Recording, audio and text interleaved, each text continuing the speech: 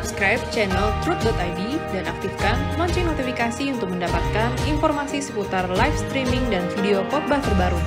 Posisi tombol subscribe berada di kanan atas channel kami dan jangan lupa nyalakan loncengnya. Shalom, Bapak Ibu yang dikasihi oleh Tuhan. Senang kalau pada kesempatan kali ini kita dapat kembali dipertemukan dalam ibadah tengah minggu kita. Mari Bapak Ibu, saya mengajak kita semua saat ini untuk sama-sama kita arahkan hati kita kepada Tuhan. Kita datang untuk memuji Dia, menyembah Dia, terlebih untuk mendengarkan kebenaran firman Tuhan. Satukan hati bersama, kita berdoa. Bapa, terima kasih untuk waktu dan kesempatan yang kembali Engkau berikan bagi kami ya Bapa, untuk kami boleh bersama-sama bersekutu untuk mendengarkan kebenaran firman-Mu. Izinkan setiap kami Bapa untuk datang kepadamu menaikkan pujian penyembahan kami. Ini hidup kami Tuhan yang kami bawa hanya di dalam nama Tuhan Yesus Kristus. Amin.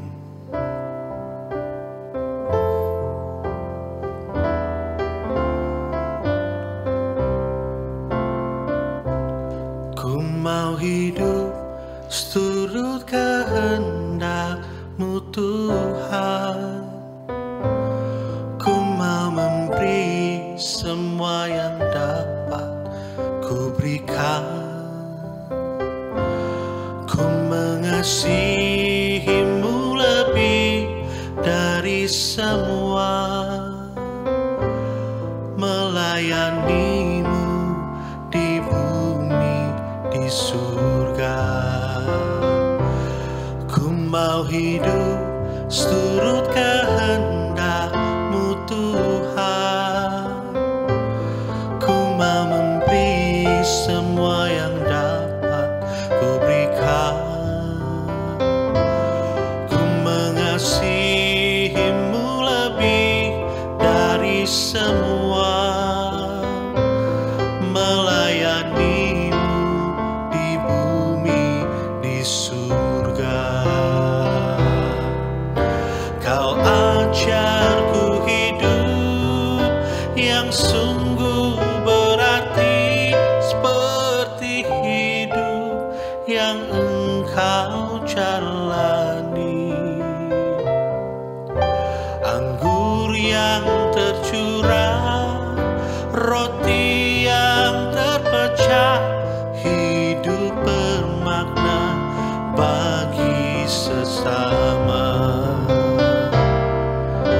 Kau ajarku hidup yang sungguh berarti, seperti hidup yang Engkau jalani. Anggur yang tercurah, roti yang terpecah, hidup bermakna bagi sesama. Mari dengan kesungguhan hati kembali kita mau katakan bersama. Ku mau hidup, ku mau hidup seturut kehendak-Mu Tuhan.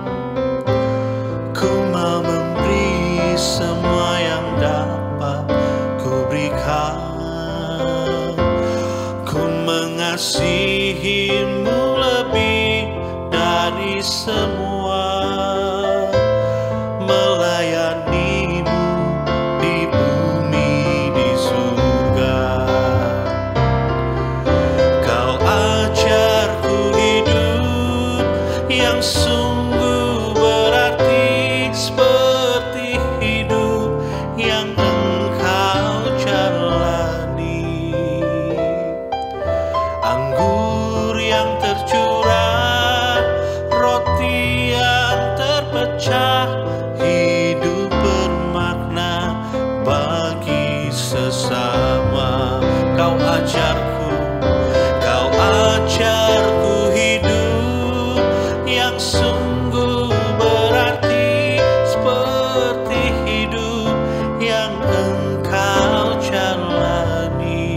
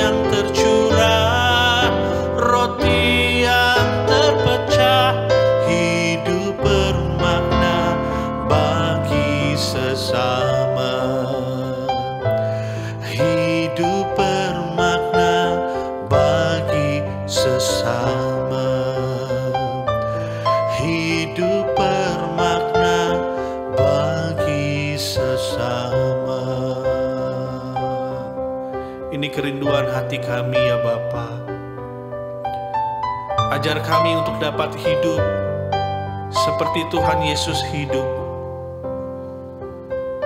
menjadi anak kesukaan-Mu ya Bapa. Bentuk setiap kami ya Tuhan oleh kuasa firman-Mu.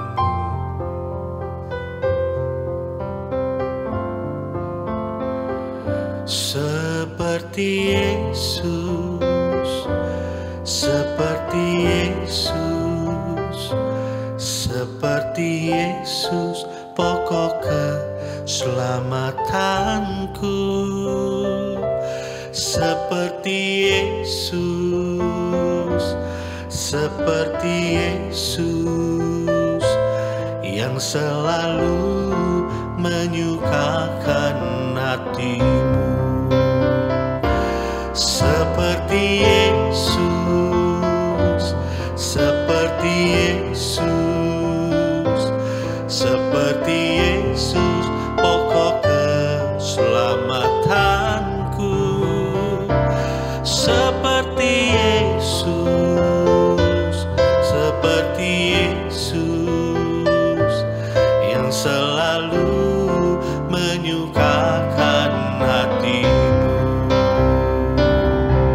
Seperti Yesus, seperti Yesus, seperti Yesus, seperti Yesus, pokok keselamatanku. Seperti Yesus, seperti Yesus, yang selalu menyukakan hati-Mu. Seperti Yesus, seperti Yesus, seperti Yesus, pokok keselamatanku. Seperti Yesus, seperti Yesus, yang selalu menyukakan hati-Mu, yang selalu menyukakan hati-Mu, yang selalu menyukakan hati-Mu.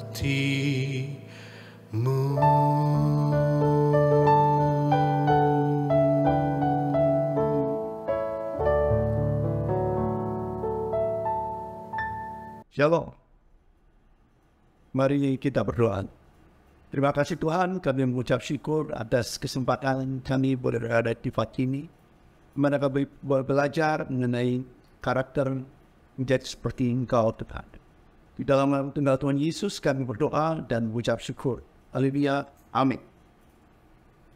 Sebelum kita belajar mengenai karakter, kita harus menyamakan persepsi dulu bagaimana Rehoboth Ministry mempunyai 3 pilar pengajaran, yaitu kesucian, di mana manusia diciptakan serupa dan segambar dengan Allah yang sempurna, sehingga mempunyai tanggung jawab dan layak berada di langit baru dan bumi baru. Karena memiliki kehidupan yang berbeda dengan mereka yang dipanggil, dimulai dari perubahan karakter yang cenderung berbuat dosa, yaitu sinful nature. Seperti biasanya kita tahu bahwa firman sebetulnya itu mulai kita belajar dari Alkitab, merupakan terjemahan dari bahasa yang lain. Dan bahasa itu untuk menjadikan suatu pengertian nih, mereka diterjemahkan secara literal. Kemudian dilihat latar belakang, apa yang menjadi latar belakang, mengapa tulisan-tulisan itu ada. Dan firman itu ditujukan kepada siapa. Sehingga kita juga harus mengetahui ungkapan-ungkapan yang ada. Dan selanjutnya, Roh Kudus yang akan menuntut kita untuk kita bisa mengerti mengenai firman Tuhan. Demikian juga persepsi kita, pengetahuan kita, latar belakang, segala sesuatu yang menjadi dasar pemikiran kita, menjadi bagian dari kita untuk kita bisa mengerti apa yang tertulis di dalam firman Tuhan. Selain itu, kita juga harus tahu bahwa cara kita belajar ada dua hal yang berisi, yaitu deduktif dan induktif. Deduktif itu seringkali orang hanya belajar berdasarkan instruksi dari pendeta atau pengajar-pengajar berdasarkan premis yang ada, berdasarkan teori yang ada. Selain itu ada juga cara yang induktif, di mana dari firman yang ada, kita bisa mengolah kembali, menanyakan apa yang tertulis di situ, bagaimana, mengapa ditulis. Dan persepsi kita juga berdasarkan informasi yang kita dapat melalui pengetahuan-pengetahuan yang kita ada. Dan itu pun juga harus dituntut oleh Roh Kudus. Sehingga kita bisa belajar firman seutuhnya. Dalam hal ini, saya cenderung kalau membaca suatu firman Tuhan, itu dalam satu surat dari karena firman Tuhan itu kan ditulisnya itu sebelum diberi pasal ayat itu kan semua hanya merupakan surat-surat. Sehingga ketika kita mau mencari surat-surat yang sesuai dengan apa yang tertulis di dalam firman Tuhan, diberilah pasal dan ayat supaya kita mudah untuk bisa mengerti dan mencarinya. Kalau kita berbicara mengenai karakter, Nabi Musa pada waktu itu berusaha untuk mengajar orang-orang Israel ketika keluar dari Mesir. Kita tahu orang-orang Israel disebutnya tegar tengkuk, tidak mau mendengarkan, susah diatur, sedikit-sedikit mereka komplain gitu ya. Sehingga pada usia sekitar 120 tahun di akhir usia Nabi Musa, mengulang lagi apa yang tertulis di dalam 10 perintah Allah, yang disebutnya Ten Commandment, sedangkan kemudian ditulis di dalam disebutnya Deuteronomy, merupakan perintah yang kedua yang merupakan uraian dari 10 perintah Allah yang ada. Dan uraian-uraian itu di dalam perjanjian lama banyak juga dikutip di dalam perjanjian baru. Dan kalau saudara tahu, untuk kita bisa belajar, kita harus mengulang-ulang. Sehingga di dalam firman Tuhan itu disebutnya ulangan. Di kitab yang lain disebutnya the greatest commandment. Dan di dalam firman itu juga ditulis dan dilakukan secara literal. Jadi ketika 10 perintah Allah dimasukkan di dalam ulangan, dan ulangan itu kemudian diringkas kembali dan dituliskan oleh orang-orang Israel di dalam ulangan 6, 4-9, dan ulangan 11, 13-21. Dan kemudian mereka masukkan di dalam sebuah tempat gitu ya, disebutnya Mesusa. Di mana Mesusa itu mereka letakkan di pintu-pintu masuk. Jadi untuk mengajarkan karakter supaya seseorang berubah, orang-orang Israel berusaha melakukannya secara ritual setiap hari, setiap Sabat. Ketika mereka keluar dari rumah, ayat-ayat ini di ulangan 6, 4, 9, 11, dan 13-21 dimasukkan di sebuah tempat disebutnya Mesusa seperti ini. Dan di dalam Mesusa ini ada tulisan-tulisan ayat firman Tuhan 6-9 dan ulangan 13-11, 13-21. Dan mereka akhirnya Mesusa ini menjadi suatu bagian ritual dari mereka. Cara penulisannya, cara pemasangannya, cara meletakkannya, dan itu menjadi sesuatu yang sangat sakral bagi mereka. Dan setiap 6 bulan sekali mereka harus melihat kembali apa yang terjadi. Apakah itu sudah rusak atau harus diperbaiki dan kemudian dirayakan. Dan mereka membacanya berulang-ulang. Dalam pelatihan karakter dalam hal ini saya bukan untuk mengikuti ritual mereka, tetapi bagaimana Musa mengajarkan mereka untuk melakukan segala sesuatu itu diulang-ulang. Jadi karakter seseorang bisa dirubah atau kebiasaan seseorang itu bisa dirubah ketika mereka melakukan latihan-latihan secara rutin berulang-ulang. Ya, apa yang mereka pikirkan, apa yang mereka lakukan itu menjadi selaras. Sehingga kalau kita berbicara kekudusan, ya kekudusan itu harus dilatih terus-menerus. Menurut penelitian, ada pengertian bahwa seseorang akan berubah. Rutinitas mereka berubah. Itu bisa dilakukan selama 21 hari bila dilakukannya berturut-turut. Ini menurut penelitian Dr. Maxwell Maltz yang disebutnya psikocybernetik.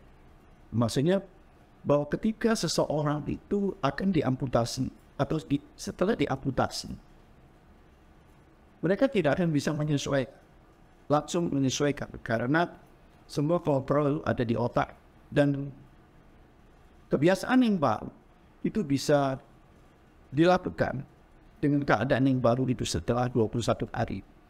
Tapi ada juga yang mengklaim dalam hal tertentu atau karakter atau perubahan sikap itu belum tentu juga. Belum tentu juga. Bisa juga lebih dari tergantung bagaimana sikap, pemikiran, premis yang ada di dalam pikiran kita. Seorang yang bernama Philip Lely juga melakukan penelitian dan dia menemukan bahwa seseorang bisa mengubah karakter atau kebiasaan-kebiasaan itu setelah 18 hari sampai 254 hari atau 2 bulan sampai 8 bulan. Faktor yang mempengaruhi adalah komitmen lingkungan dan kapasitas kita, bagaimana kita bisa mengontrol.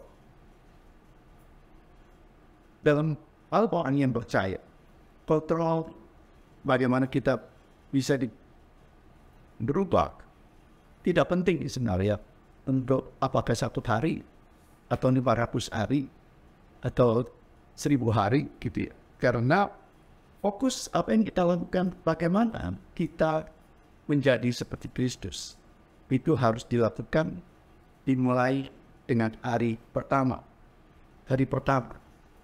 Jadi kalau kita mau berubah karakter kita, mulailah dengan langkah yang pertama, hari yang pertama. Dan hasilnya saudara akan lihat beberapa hari kemudian atau mungkin 1 bulan, setahun, bahkan ada orang yang tidak pernah berubah ketika tidak punya komitmen yang benar. Nah, saya akan mulai dengan pengertian karakter. Setiap orang yang memiliki karakternya masing-masing. Pengertian karakter seringkali juga diartikan seperti watak, kepribadian. Sebenarnya karakter itu terbentuk secara tidak langsung, bisa sejak lahir, bisa juga kemudian karena lingkungan yang ada di sekitar kita. Ada definisi dari beberapa ahli ya, bahwa karakter merupakan bawaan dari hati, jiwa, dipekerti, kepribadian, sifat, tabiat, personalitas, temperamen, watak. Berkarakter dapat pula diartikan sebagai kepribadian, bersifat, berperilaku, berwatak, dan bertabiat. Membedakan seseorang tersebut dengan orang lainnya. Ciri khasnya. Sebuah pola perilaku seseorang merupakan bentuk dari aktualisasi dan serta internalisasi nilai serta moral yang berasal dari luar menjadi satu dalam kepribadiannya. Karakter merupakan pilihan yang dapat menentukan sebuah tingkat keberhasilan seseorang di dalam kehidupan. Atau kalau kita berbicara mengenai orang percaya, bagaimana kita menjadi orang yang sempurna, kudus itu adalah suatu proses, ya, kebiasaan yang kita lakukan secara terus-menerus tanpa berpikir sehingga kita melakukannya sebagai suatu karakter. Karakter individu memiliki pengetahuan tentang potensi dirinya yang ditandai dengan nilai-nilai itu secara reflektif, menyebabkan orang menjadi percaya diri, rasional, logis, kritis, dan lain-lain. Jadi ada bermacam-macam ciri karakter yang ada mungkin 90 atau banyak sekali yang kalau kita sebutkan satu persatu banyak sekali ya. Berhati-hati, pemberani, dapat dipercaya, jujur, dan selanjutnya terbuka, tertib. Karakter adalah realisasi perkembangan positif sebagai individu dan dilatih melalui apa yang kita lakukan secara intelektual, emosional, dan secara pengertian kita, bagaimana kita bersosialisasi dengan orang lain, etika, dan perilaku. Saya punya suatu contoh pengalaman di dalam melatih ini di sebuah sekolah, karena saya juga mengelola sebuah sekolah, bahwa setiap pagi mereka berlatih dengan topik-topik tertentu mengenai karakter. Dan karakter itu harus dilatih setiap hari, setiap minggu, diikuti oleh para guru-guru dan kemudian guru-guru mengajarkannya ke murid-murid. Dan kalau kita belajar karakter itu tertulis di dalam firman Tuhan yang tadi disebutkan di dalam Ulangan 6 sampai 49 dan Ulangan 11, 13 sampai 21. Persepsi yang pertama, kita harus sama-sama kita latih, gitu ya, bagaimana kita mengartikan suatu firman Tuhan melalui pengertian-pengertian kita, premis-premis yang ada di dalam kita, tulisan-tulisan yang ada di dalam firman itu sendiri satu persatu. Sehingga kita bisa benar-benar menyelami, mengerti bagaimana keadaan firman Tuhan yang ditulis pada saat itu dan apa maksud dari firman itu sendiri. Dan apabila kita melakukannya, disebutnya di dalam Ulangan 11:21, supaya panjang umur anak-anakmu dan seperti yang sumpah di Tuhan kepada nenek moyang untuk memberikannya kepada mereka selama ada langit di atas bumi, bahwa kita akan diberkati. Tetapi bila tidak dilakukan dengan benar, yang disebutnya dosa, gitu ya, amartia, meleset, maka bangkitlah murka Tuhan dan dia akan menutup langit. Dalam arti kita punya pengertian bahwa segala sesuatu sepertinya jalan-jalan yang ada itu untuk, gitu.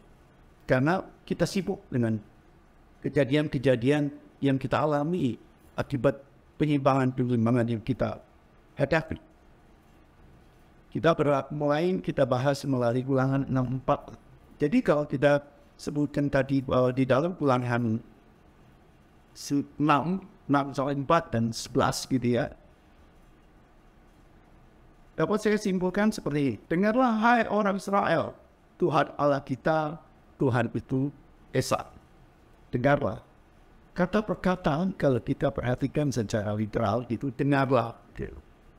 Apakah kita sudah dengar? Atau kita hanya mendengar saja, tetapi tidak mendengarkan? Di dalam keadaan dunia yang sebenarnya seringkali atau di dalam khotbah di dalam gereja seringkali orang hanya mendengar, tetapi tidak mendengarkan. Sehingga ketika mereka masuk ke gereja dan kemudian pulang, mereka hanya ingat, wah tadi lucu ya, wah tadi sepertinya apa gitu ya, ada ciri-ciri tertentu dari pendeta. Sehingga yang diingat hanya itu aja. Senin, Selasa, Rabu, Kamis, Jumat, lupa baik.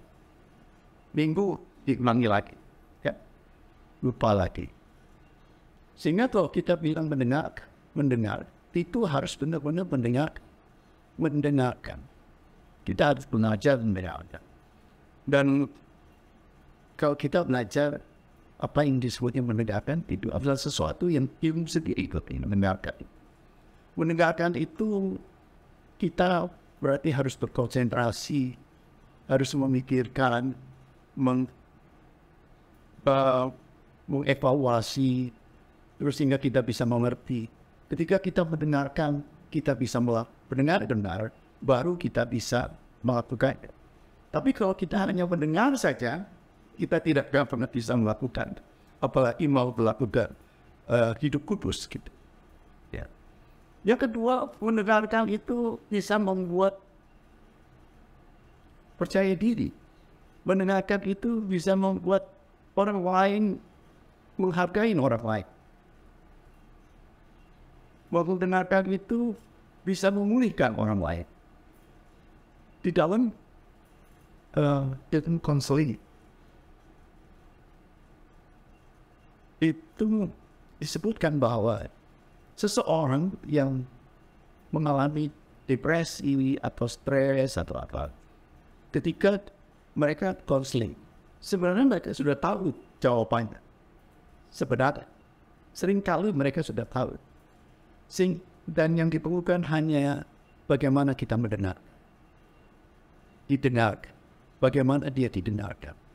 Sehingga kesimpulannya, ketika kita bisa mendengarkan orang lain kita bisa juga menyembuhkan orang lain.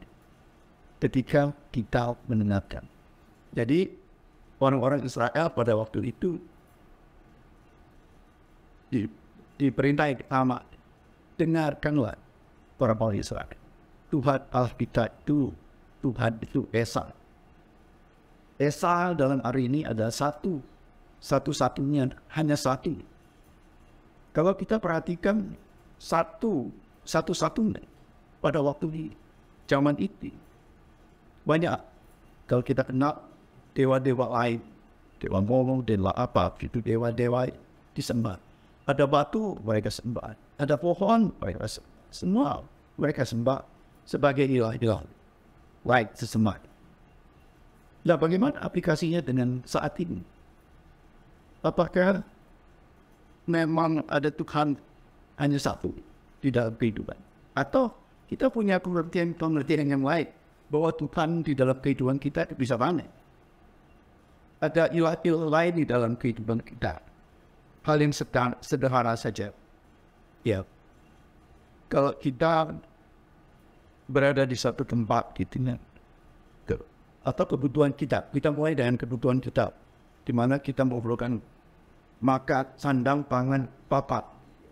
Makan saja. Makan bisa menjadi suatu nilai baru buat kita ketika ada makanan yang tidak enak, kita tidak bisa makan. Makanan kita harus sesuatu yang kita pikirkan sehingga makanan itu menjadi beban bagi kita, karena kita pikir kalau tidak makan ini tidak bisa makan. Kemudian juga pangan, sandal yang kita pakai, kita harus memakai merek tertentu, harus kualitas tertentu, kalau enggak pilih. Sehingga itu menjadi hilangan yang lain. Atau kebiasaan kita, misalnya kita punya mobil baru dicuci gitu ya. Itu bisa menjadi ilah yang lain bagi dalam kehidupan beberapa orang.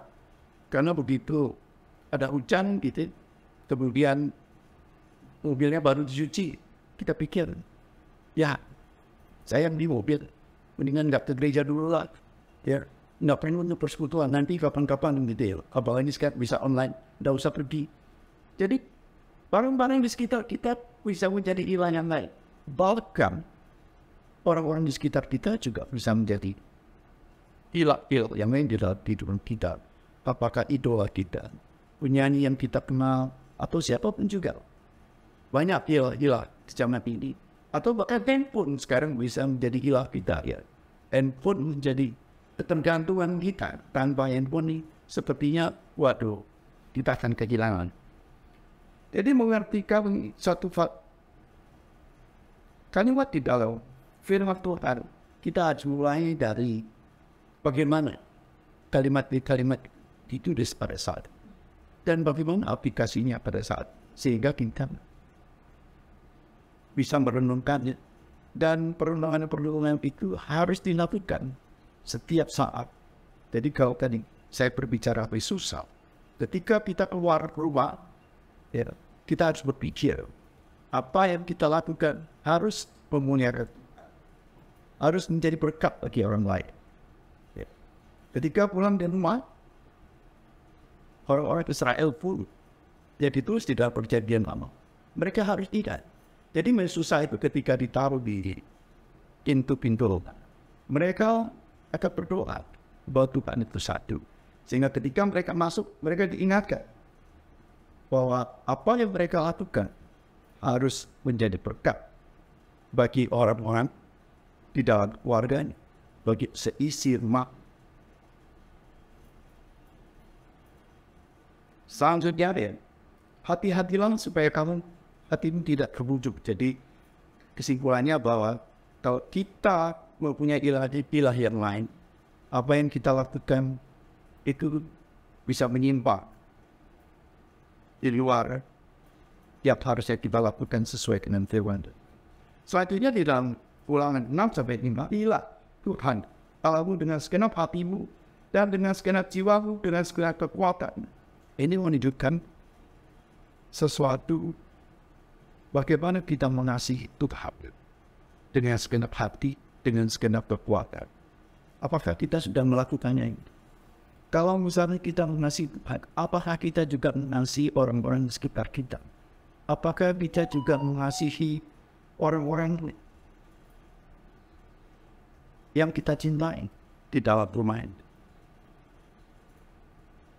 Indikatornya apa? Kalau disebut dengan segenap hati.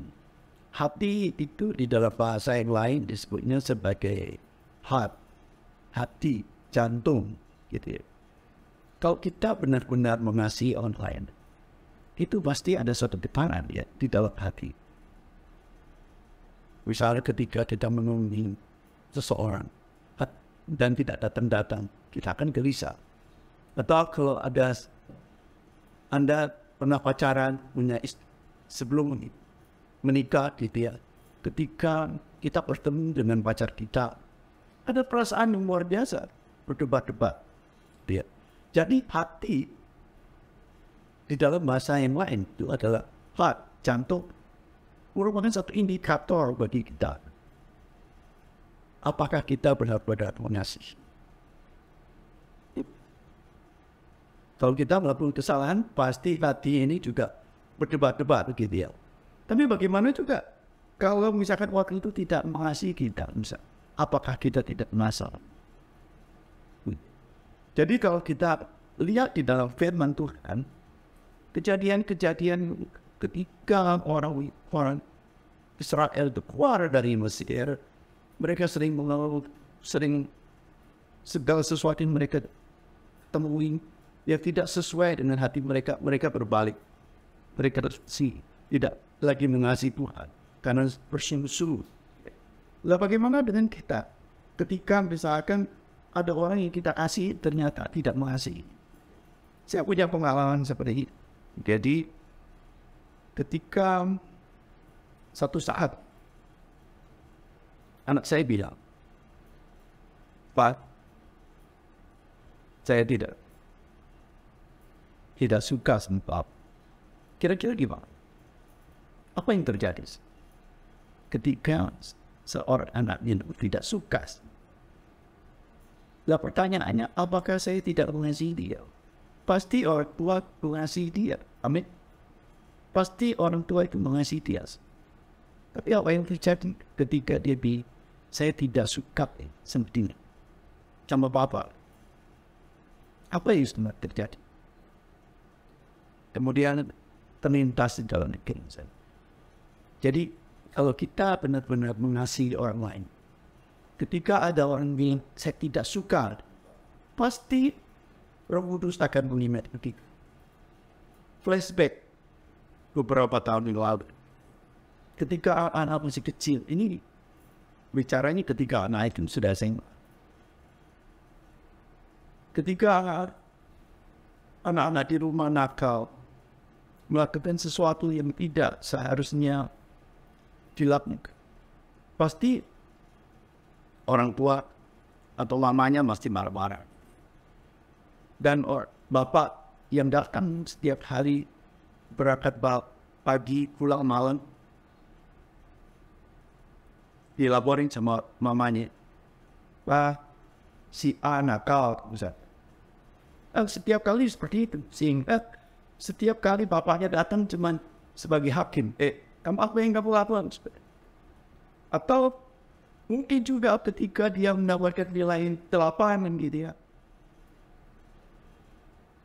orang tua akan bilang ini, bapaknya bilang begini, ya kalau 10 itu anak pak, kalau 8 ya kamu belajar lagi ya. Atau misalkan hal yang lain ketika anak-anak mau dia bermain dengan kita mau bermain dengan papa, itu yang saya pikir ya. Papanya bilang, aduh capek, besok aja. Bagaimana itu kalau terjadi terus-menerus berulang? Jadi hal karakter itu bisa terbentuk ketika hal-hal yang jelek berulang-ulang. Sehingga anak itu bisa tidak suka. Tetapi karakter juga bisa berubah ketika kita atau orang yang bersangkutan melihat hal tersebut sebagai kekurangan dan kelebihan terbaik dari hal-hal yang seharusnya tidak dilakukan. Jadi dalam hal ini saya langsung bilang, oke, nak, maaf Bapak, nanti kamu kalau sebagai sudah menjadi bapak, kamu akan mengerti. Dan saya ada bisa merangkul dan kita main. Karena anak-anak tidak pernah menjadi seorang bapak. Dan bapak bisa pernah menjadi anak-anak, sehingga kita harus yang berubah, bukan anak-anak. Anak-anak perlu mengerti. Demikianlah juga banyak hal yang kita lihat. Di dalam Ulangan 6 ayat 10 disebutkan, maka apabila Tuhan Allahmu telah membawa engkau masuk ke negeri yang dijanjikannya dengan sumpah kepada nenek moyangmu, yakni Abraham, Ishak, dan Yakob. Ini memberi arti bahwa kalau pada saat ini saya berumur 70 tahun. Abraham, Ishak, dan Yakob menyebutkan sebuah generasi, 3 generasi. Generasi pertama, kedua, dan ketiga. Dalam hal ini saya sebagai orang di zaman ini harus bertanggung jawab terhadap 3 generasi. Karena pada umumnya jarang sekali generasi yang benar itu bisa bertahan lebih dari 3 generasi. Misalkan di dalam perusahaan atau organisasi, seringkali generasi pertama membangun, generasi kedua itu menikmati, generasi ketiga seringkali menghancurkan. Dan generasi-generasi sekarang timbul yang disebutnya generasi strawberry. Jadi ini mengingatkan kita bahwa sebuah karakter itu dibentuk tidak hanya di dalam berubah yang sebentar gitu ya, instan. Tetapi harus dilakukan terus-menerus setiap saat, setiap kali. Sampai generasi kedua, generasi ketiga. Sehingga karakter kita benar-benar bisa menjadi seperti Kristus. Untuk itu berdoalah supaya saudara bisa membentuk karakter serupa dengan Tuhan. Karena sebenarnya Tuhan selalu menjawab doa saudara. Melalui doa-doa saudara ketika saudara minta kekuatan bagi Tuhan. Kepada Tuhan, Tuhan memberikan kesulitan-kesulitan yang harus saudara hadapi. Jadi ujian-ujian itu merupakan bagian dari jawaban dari doa saudara. Dari dalam bahasa yang lain itu, if we ask for strength to God, God gave me difficulties to make me strong.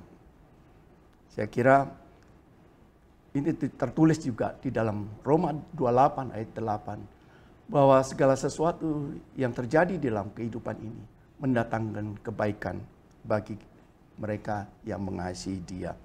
Lakukan terus perubahan-perubahan di dalam karakter saudara. Mari kita berdoa. Terima kasih Tuhan, kami mengucap syukur kalau kami boleh belajar mengenai karakter yang kami akan lakukan terus-menerus berulang-ulang setiap saat sampai kami engkau panggil dan siap menjadi anggota di dalam langit yang baru dan bumi yang baru. Haleluya. Amin.